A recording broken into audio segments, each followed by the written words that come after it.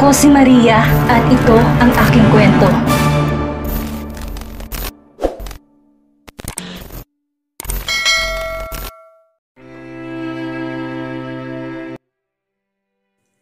Pinunit ni Tristan ang letter na bumungad sa kanya nang nasa ibabaw ng kanyang lamesa. Sa pagkapasok niya ng kanyang opisina, inihagis niya yon at nagkalat sa sahigang pira-pirasong punit na papel. Marigold! Marigold! Dumadagundong ang malalakas sa sigaw niya sa apat na sulok ng kanyang opisina. Wala pang 5 segundo ay nakakita na ni Tristan ng kanyang sekretarya na natatarantang tumatakbo palapit sa kanya. Bakit po, sir? Napapalunok na tanong ni Marigold. Hinihingal pa ito galing sa pagtakbo na lumapit sa lamesa ni Tristan. Who gave Catriona's resignation letter? Did she come to my office? Mga sunod-sunod na tanong ni Tristan. Nagtataka lang siya na pagkatapos ibigay sa kanya ng dalaga ang virginity nito ay bigla na lamang siyang iiwang basta sa kondo niya. Ang tanging nakita ay ang mga marka ng dugo sa bedsheet. Hindi din pumasok si Catriona sa lumina. Ang akala niya ay makikita niya ang dalaga sa kumpanya. Naghintay siya pero walang Catriona. Ang dumating at resignation letter ang kanyang makikita sa office niya. Nasayang ang flowers na binili niya. Tinapon na lang niya sa basurahan. Ang gago niya para bumili ng flowers. Napalunok si Marigold. Halata ang sobrang takot sa kanyang mga mata. Hindi ko po alam. Nakita ko na lang po kanina pagpasok ko sa ibabaw ng table ko. Hindi ko po binuksan ang sulat na naka-address sa inyo. Napakuyom ng kanyang kamao si Tristan. Nakatiimbagang at nanilistik ang mga mata na malakas na hinampas ang kanyang lamesa. Lumikhayo ng malakas na ingay na ikinataas baba ng balikat dahil sa takot na kanyang sekretarya. How could you not know? She can't just resign like that. I won't allow it. Galit na sigaw ni Tristan. Nanginginig na sa takot si Marigold dahil siya nakikitang sobrang galit sa mga mata niya. Sir, tanging nasambit ng sekretarya ni Tristan. Call Jax and tell him to come to my office. Now! Bulaw niyang utos sa kapabagsak na naupo sa kanyang swivel chair. She can't do that to him. Iniwan na lang siyang basta-basta ni Catriona matapos makuha ni Tristan ang virginity niya. Maraha siyang napabuntong hininga at napasuklay sa kanyang buhok sa sobrang frustration. Shit! Mura pa rin niya bago napabuga ng hangin. Isinandal niya ang ulo sa headrest. Tumingal at ipinikit ang mga mata. Inalala niyang gabi na nagdaan sa pagitan nilang dalawa ni Catriona. Hindi niya maiwasang hindi magtaka. Ganun na ba lang yun kay Catriona? Ganun na lang kadaling umalis at iwan siya? Akala niya siya ang mangiiwan sa dalaga at kakalimutan na lang biglang mga nangyari. Pero bakit parang baliktad ata ang nangyari? Siya ang hindi matahimik. Nababagabag siya at iniisip palagi si Catriona. Buong sistema ay parang niyanig ng dalaga. Ewan niya ba't parang bigla siyang natakot. Walang kinatatakutan ng isang Tristan Hale. He is not in love with her. Never. Muli niyang hinampas ng malakas ang mesa at ginulong buhok bago marasa na pabuntog hininga. Never in his life na may babaeng nanggulo sa isipan niya. No, that will never happen. And not with Catriona Hope. Isang simpleng empleyada lang si Lumina. Think Tristan, do the things that you want to do. Ikaw ang hari ng Lumina Essence. Dapat hindi ka nagkakaganito. Bulalas niya sa isip. Pilit siyang pinapaniwalang sarili na wala lang sa kanyang ginawa ni Catriona, na hindi siya naapektuhan sa pangiiwan ng dalaga. Maraming babae nagkakandara pa kay Tristan. Mas magaganda, higit na mas sexy at sopistikadang babae na galing sa mayayamang angkan sa lipunan. Catriona is nothing. She's just his paid pleasure body. Isang babaeng bayaran para paligayahin siya. Mukhang kailangan niyang pumunta sa bar. Matagal na rin siyang hindi nagkakaroon ng nightlife. He's stuck in his office, busy with paperwork. He really needs to unwind para maalog ang utak niya at makalimutan ang gabing kasama si Catriona sa kanyang kondo. Sir, pinapatawag niyo raw po ako. Agad na napatunghay ng tingin si Tristan sa bagong dating. Tumayo siya at naglakad palapit kay Jax. Yes, I called you because I want you to gather information about Catriona Hope and bring it to my office. Madiing sagot ni Tristan. Catriona Hope? Bakit po? Usisa na nagtatakang si Jax. Madilim niyang tinitigan ng kanyang assistant. Ang inuutos ko ang sundin mo at huwag na magtanong. Madiing sagot niya. Sabay talikod kay Jax. Napahinga ng malalim si Jax at nakayukong naglakad palabas ng opisina ng ama. Sa paglabas niya, inaabutan niya si Marigold na nasa tabi ng pinto at mukhang nakikinig. Bigla tong napaayos ng tayo nang makita siya sa inayos ang damit na nagusot. Galit na naman si boss. Nag-resign kasi si Catriona. Sinabi niya ba sa'yo? Pahayag ni Marigold at mas lumapit pa ito kay Jax. Napaatras si Jax. Lumayo ng konti sa babae. Parang animoy mahalikan na siya sa sobrang lapit ng mukha ni Marigold sa kanyang mukha. Anong sinabi mo? Kunutang noon niyang tanong kay Marigold. Nag-resign si Catriona kaya mainit ang ulo ni boss. Napaisip bigla si Jax. Kaya pala hinihingi ni Tristan ang info ni Catriona. Pero bakit mukhang galit na galit ang mukha ng amo nila? Akala mo kakain ng tao sa sobrang galit. Anong problema kung mag-resign si Catriona sa Lumina? Meron ba siyang hindi nalalaman tungkol sa amo niya at kay Catriona? Nakapagtataka talaga ang kinikilos ni Mr. Hale at kahapon pa niya yun napapansin. Ang mga nasa isip ni Jax, binalingan niya si Marigold. Whatever you know, and you're inside Mr. Hale's office. Huwag mo nang ipagsabi sa labas. Alam mo kung paano magalit si Mr. Tristan, kaya itikom mo na lang ang bibig mo. Babala ni Jax. Medyo may kakatihan pa naman ang dila nitong si Marigold. Baka ipagsabi pa niya ang nalalaman at mauwi sa issue tungkol kay Catriona at sa kanilang CEO sa buong kumpanya ng Lumina. Paano kung makarating ang chismis kay Mrs. Hale? Naku, mas nalinti ka na. Oo na. Kahit na sigaw-sigawan ka ng amo mo, mabait ka pa rin sa kanya. Ikaw na talagang dakilang alalay ni Mr. Tristan Hale. Gate ni Marigold na tumatango-tango. Tumatanaw lang ako ng utang na loob. Mabait si Mr. Hale. Yan ang hindi niyo alam na lahat. Maasahan siya kapag kailangan mo ang tulong. At talagang ugali na niyang maging terror sa lahat. Ang amo nilang tumulong sa kanya para mabawi niyang bahay nila sa bangko na malapit na makuha ng bangko. Dahil sa pagkakasangla sa mahabang panahon at hindi nila yun mabayaran kaagad. At hindi na pinabayaran ni Mr. Hale sa kanyang perang nakuha niya. May puso pa rin ito kahit na may pagkahalimaw kapag nasa loob ng kumpanya. Hanga na talaga ako sa'yo, Jax. Kaya nga gusto kita eh. Labas naman tayo minsan. Treat ko. Sabi pa ni Marigold na halatang nagpapakyut. Pinapungay pang mga mata sa binata. Matagal nang nagpapapansin sa kanya ang sekretarya ni Mr. Hale. Pero wala siyang panahon para makipaglokohan sa kahit na kaninong mga babaeng empleyado ng Lumina. Kaya hindi siya interesado sa mga pahaging nitong paanyaya na kumain sa labas. May gagawin pa ako, Marigold. Pasensya ka na. Tanggi ni Jax. Iniwasan pa rin niyang makasakit ng damdamin. Nagiba naman kaagad ang ekspresyon ng mukha ni Marigold. Pero wala rin itong magagawa. Okay lang, basta kapag free ka, tawagan mo lang ako. May number naman ako sa'yo, hindi ba? Napilitan tumango si Jax para matapos ng usapan nila. Pupunta pa siya sa HR para sa utos ng amo niya. Nagmamadali ang kilos na pumasok si Jax sa opisina. Good morning, Mr. Rodriguez. Hiniram ko lang po sanang staff file ni Miss Catriona Hope. Bungad ni Jax sa babaeng nakasalamin. Siya si Roxanne Rodriguez, ang head HR ng Lumina Essence. Tumunghay ang ginang kay Jax at inalis ang kanyang salamin. Ginitian siya nito. Good morning din sa'yo. Maupo ka muna. I-check ko lang ang staff number ni Catriona. Pero bakit may nihingi ang info sheet niya? Tumalima si Jax at umupo sa upuang nasa harapan ng lamesa ni Mrs. Rodriguez. Kailangan po ni Mr. Hale. OIC. Wikang saad ni Mrs. Rodriguez na tumatango-tango. Tumayo na ito't pumunta sa drawer kung saan ang mga info sheet ng lahat ng empleyado sa Lumina Essence. Sinundan ng mga mata ni Jax ang ginang na binuksan ng second drawer at may kinuhang white folder. Binuklat yon ni Mrs. Rodriguez at nagbalik sa upuan niya.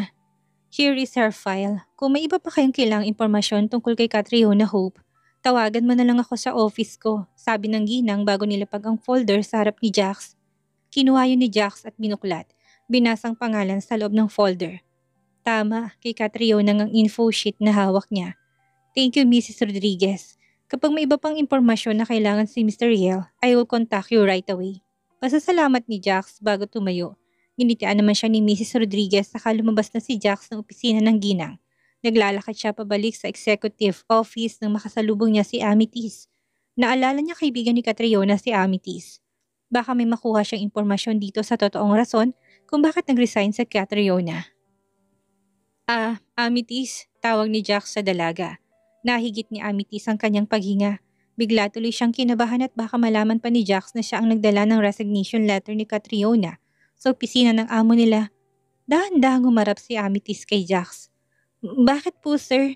Untag niya na iniiwasang tumingin sa mga mata ng binata. I'm sorry kung maistorbo kita. I just want to ask you something. Napalunok si Amethyst. Hindi na niya malaman kung anong i-aakto sa kanyang kaharap. Tungkol po saan, sir? Drop the formality, Jax na lang. Sige po. Jax pala. Nahihiyang pagtatama ni Amethyst. Good. Ano po ba yon?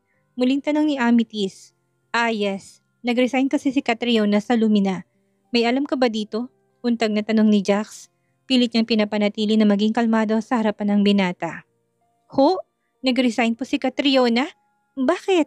Kunwaring nabigla siya at hindi niya alam. Saka mabilis na umiling-iling ng ulo. Hindi ko po alam. Sa katunayan nga hindi ko po siya nakakausap ngayon. Pagsisinungaling niyang sagot. Pasimple pang lumunok si Amethyst ng sariling laway. Ang hirap namang magsinungaling.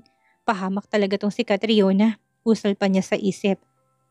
Nakakapagtaka naman si Catriona. Biglang-biglang magre-resign sa Lumina. Ikaw na kaibigan niya walang alam? Parang may mali ata. Paanong hindi alam ni Amethyst ang pagre-resign ni Catriona sa Lumina? Gayong para silang tuko na hindi mapaghiwalay kapag magkasama. Napapaisip tuloy si Jax habang pinagmamasdan si Amethyst sa kanyang harapan. May itinatago ba itong si Amethyst sa kanya? Mahina siyang napatawa ng biglang kinagat ng dalagang kanyang daliri. Magkaibigan kami ni Catriona pero may mga pangyari talaga sa buhay niya na hindi niya sinasabi sa akin. Saka nire-respeto kong privacy niya, kaswal na sabi ni Amethyst. Matiim na tinitigan ni Jax si Amethyst. Inaaraw ko nagsasabi to ng totoo. Okay, I'll go ahead and take you for your time, Amethyst. Nakangiting sabi ni Jax. Parang nakahinga naman ng maluwag si Amethyst nang magpaalam ang assistant ng kanilang boss. Welcome. Anytime po na gusto niyo akong kausapin, free po ako. Bigla siyang umubo ng mabatid ang nasabi. Nag-init ang pisngi ni Amethyst sa sobrang kahihiyan. Natatawang tumangutango si Jax. Saka tumalikod sa dalaga. She's funny and quite interesting, ani ni Jax sa kanyang isip. Naiwan ang dalaga na nakatanaw na lang sa likod ng papalayong binata. Mariin siyang napapikit at napatampal sa sariling noo. Ang tanga mo, Amethyst. Kahit kailan walang prenong dila mo, nakakahiya ka. Pero okay lang, pogi naman si Mr. Jax. Kinikilig pa na bulalas niya saka nagmamadaling naglakad papunta sa kanilang department. Tulala nang makalabas ng ospital si Catriona para siyang lutang. Malapit na ring mangilid ang luha sa kanyang mga mata. Kailangan nang maisagawa ang kidney transplant ni Celestine. Dahil kung hindi, baka maging huli ng lahat. Hindi niya alam ang gagawin kung mawawala ang kapatid niya sa kanya. Hanggang ngayon, hindi pa rin niya makalimutan ang napag-usapan nila kanina tungkol sa kalagayan ni Celestine. Tatapatin na kita, Miss Hope. We are running out of time. Sa lalong madaling panahon ay dapat nang maisagawa ang kidney transplant ni Celestine. Baka magkaroon ng mas malalang komplikasyon sa kanya kapag pinatagal pa natin, sabi ng doktor ng kapatid niya. Kulang pa po ang pera ko, Dok. Pero ginagawa ko po ng paraan. Bigyan niyo lang po ako ng 1 buwan. 1 buwan lang po't may papa-opera ko na si Celestine. Mangiyak-iyak na sa ni Catriona. Nahabag ang doktora sa kanya. Mahinang tinapik ang kanyang balikat. Naintindihan kita, Catriona. Alam ko na masyadong malaking halaga ang kakailanganin para sa transplant ni Celestine. Pero sana'y magawan mo ng paraan sa ladong madaling panahon. Marahan na tumango si Catriona. Dumali ang masaganang luha sa kanyang mga mata. Yun na nga ang ginagawa niya. Ultimong ibenta na niyang sarili para lang mabuo niya ang pera para sa transplant ng kapatid. Hindi niya hayaang mawala si Celestine. Nawala na sila ng mama. Hindi na siya makakapayag na pati ang kaisa-isa niyang kapatid ay mawawala din sa kanya. Kahit na paulit-ulit niyang ibenta ang sarili, madugtungan lang ang buhay ni Celestine ay gagawin ni Catriona. Nakabuo ng desisyon si Catriona. Ngayon ay mas lalo naging buo ang kanyang loob na hindi umatras sa inaalok ni Rosalie sa kanya. Sa perang ibinigay ni Tristan at sa perang makukuha niya sa customer ay magkakapanibagong buhay silang magkapatid sa malayong lugar pagkatapos ng transplant ni Celestine. Pinalis niya ang kanyang mga luha at pumara ng taxi. Uwi siya sa apartment para ayusin ang mga kagamitan nila. Ate Susan, ito na pong susi ng apartment. Sabay abot ni Catriona ng susi sa may-ari ng apartment. Kaalis na ng truck na kumuha ng mga gamit nila. Tinanggap ng ginang ang susi at malungkot na tumingin sa mukha ng dalaga. Ipinahakot ko na po ang mga gamit namin at ipinadala sa bahay ni na Ate May.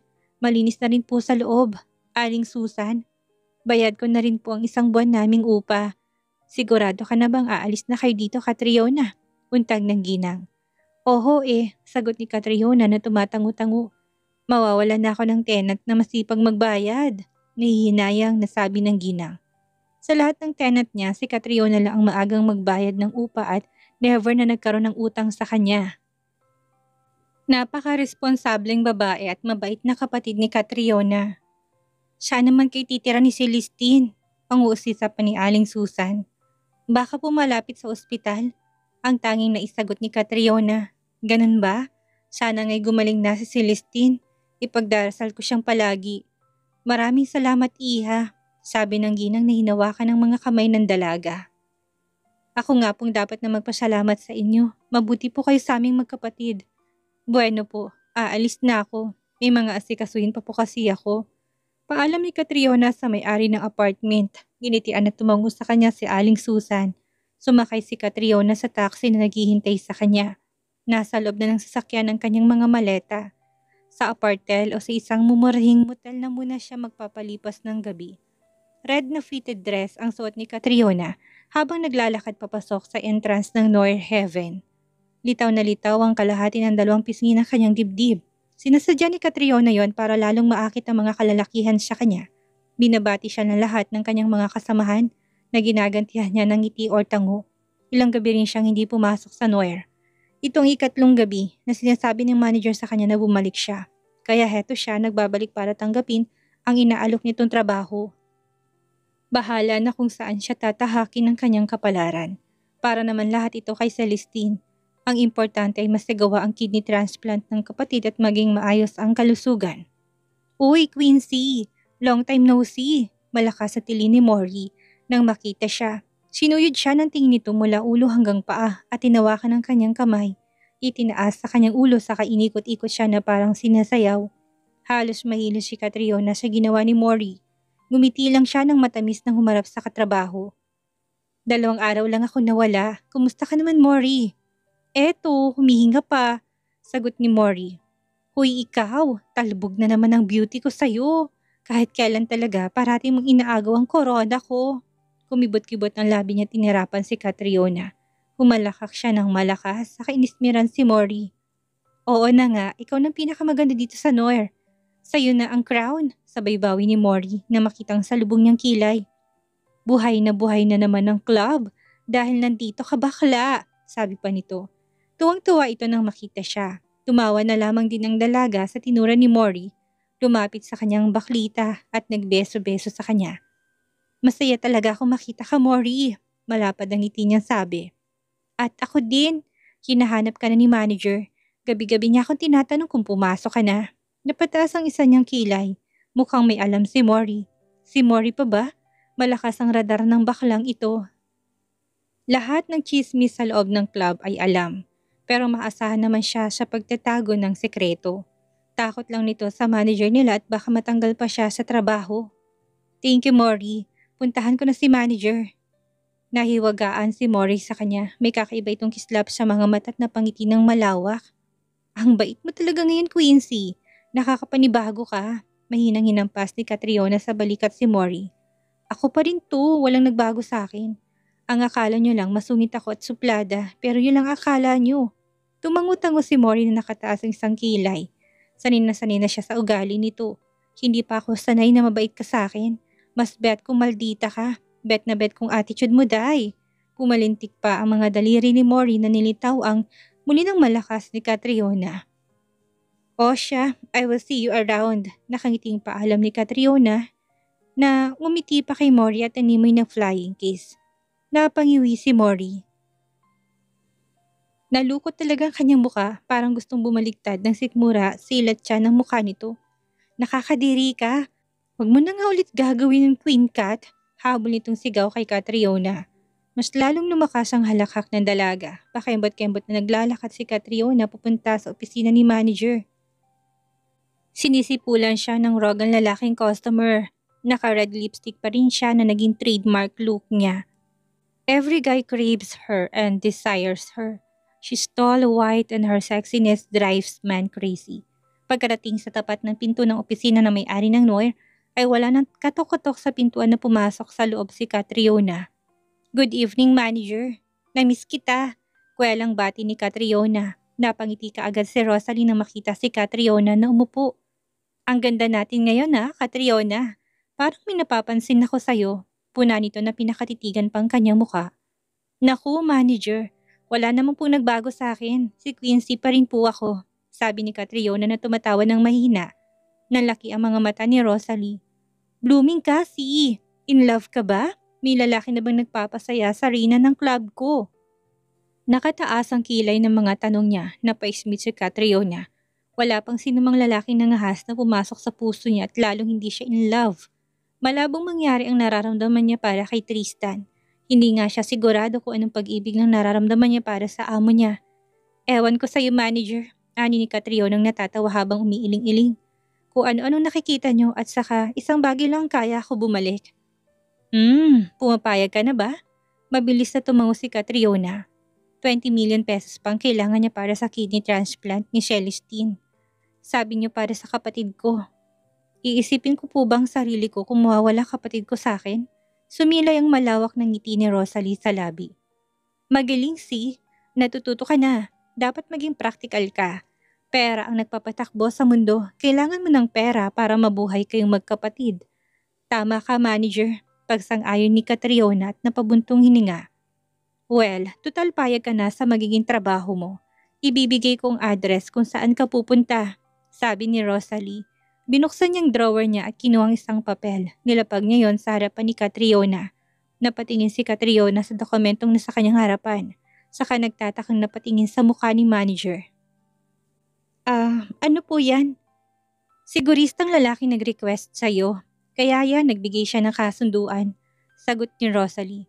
"Contract? Bakit may paganyan pa, manager? Para namang walang tiwala yan Akala ata ng taong yun hindi siya tutupad. Pumayag na nga siya na maging escort ng 1 buwan. Bakit kailangan may papirmahan pa?" "Wala tayong magagawa. Hindi birong malaking perang ibabayad niya sa'yo. Pirmahan mo na lang, Catriona," wika ni Rosalie. Pansin pa niyang parang atras ang dalaga dahil sa kontrata. "Babasahin ko po muna, manager, bago ko pirmahan," ani ni Catriona ang kinuha ang papel. Naging maagap ang kamay ni Rosalie at pilit tinago ang papel kay Catriona. "Pipirma ka ba o hindi?" Napasinghap si Catriona sa pagtaas ng boses ni manager sa kanya. "Pipirma naman po ako, pero bakit parang ayaw niyo ipabasa sa akin ang nakalagay sa kontrata?" Naiinis na siya. Para tuloy tinatago sa kanyang kanilang manager. "Ikaw ang walang tiwala sa akin, si. Sinabi ko na kay sir na tutupad tayo sa lahat ng gusto niya. Parang wala lang itong kontrata. Nagpapakasigurista lang siya. Ayaw niyang bigla ka nalang umatras. Sayang naman ang perang ibabayad niya sa atin. Makakasuhan pa tayong dalawa at makukulong kapag may aberya. Hindi ba?" Mahabang sagot ni Rosalie. Kinukumbinsing maigi si Catriona na pirmahan na lang ang papel at wag nang basahin. Hindi na siya pwedeng pumalpak ulit. Nabalaan na siya noong nakaraan. "Sige po, manager. Akin ang ballpen at pipirmahan ko na." Nag-alangan na tugon ni Catriona. Napipilitan na lang na umayon para matapos ng usapan. Sigurado naman siya sa desisyon niya. Kaya wala na itong atrasan. Mabilis na kinuha ni Rosalie ang ballpen at binigay kay Catriona. Inabot din niya ang dokumento sa dalaga. Napabuntong hininga si Catriona bago kaagad na pinirmahan ang kontrata. Malapad na ngumiti si Rosalie. Abot hanggang mata ang kanyang ngiti sa labi habang pinapanood ang pagpirma ni Catriona. "Tapos na, pirmado na," sabi ni Catriona at nang matapos pirmahan ay binigay niya kaagad kay manager ang kontrata. Masayang tinanggap yon ni Rosalie. May kinuha siya sa kanyang bulsa at inabot sa dalaga. "Susi yan. Ibinigay lang sa akin, ibigay ko raw sa'yo." "Susi po? Nakakalokang customer mo, manager.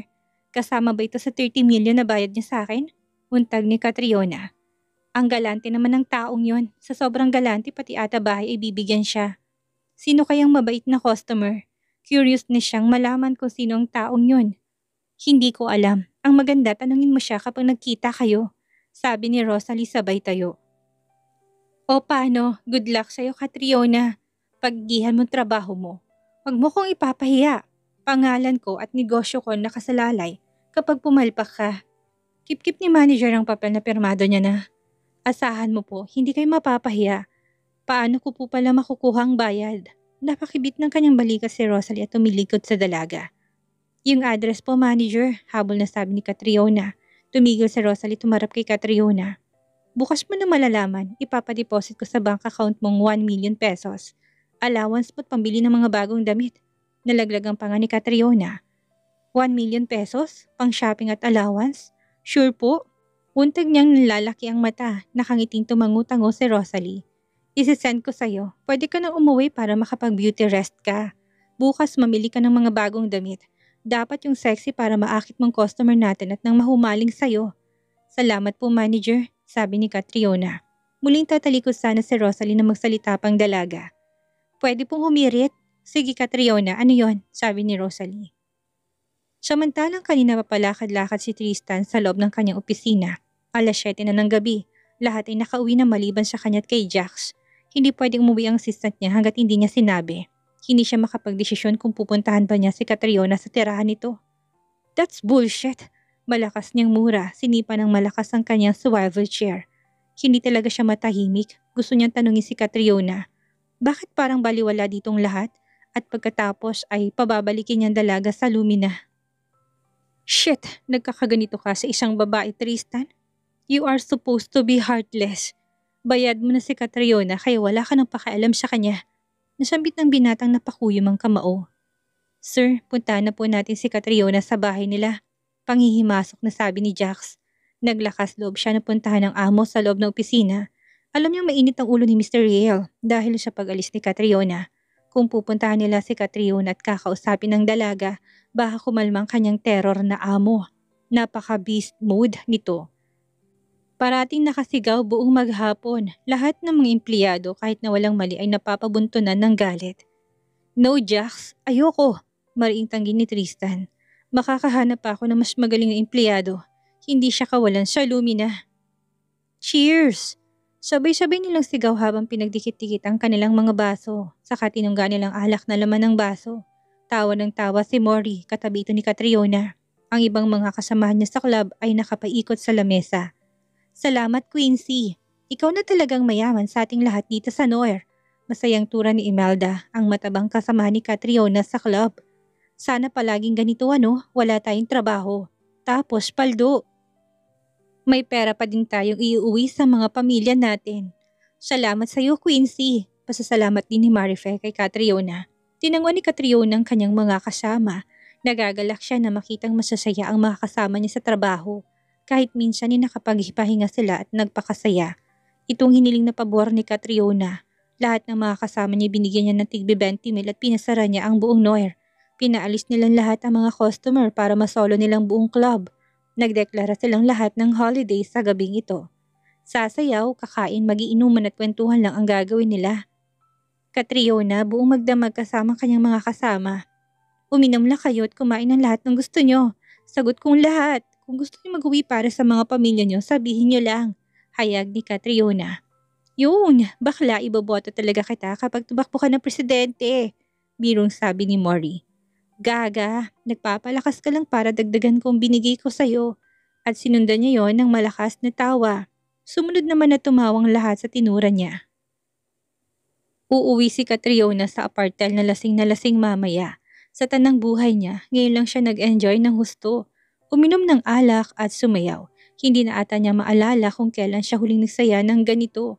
Sobrang nag-enjoy siya ngayong gabi na animoy wala ng bukas. Dahil bukas, tsak na tuloy ng kanyang sintensya. Halos nawala na sa isip na ibinigay niya ang kanyang virginity kay Tristan. Isang napakalaking gulo kapag nalaman ng estrangherong customer nila na hindi na siya berhen. Ano kayang naghihintay na kapalaran para kay Catriona? Matapos niyang pirmahan ang kontrata ng estrangherong bumili sa kanya, ano kayang nalalaman ng kontrata? Kung bakit hindi ito ipinabasa kay Catriona bago niya pirmahan? At sino kayang lalaking pagsisilbihan ni Catriona sa loob ng 1 buwan? Yan ang ating aalamin sa susunod nating kabanata.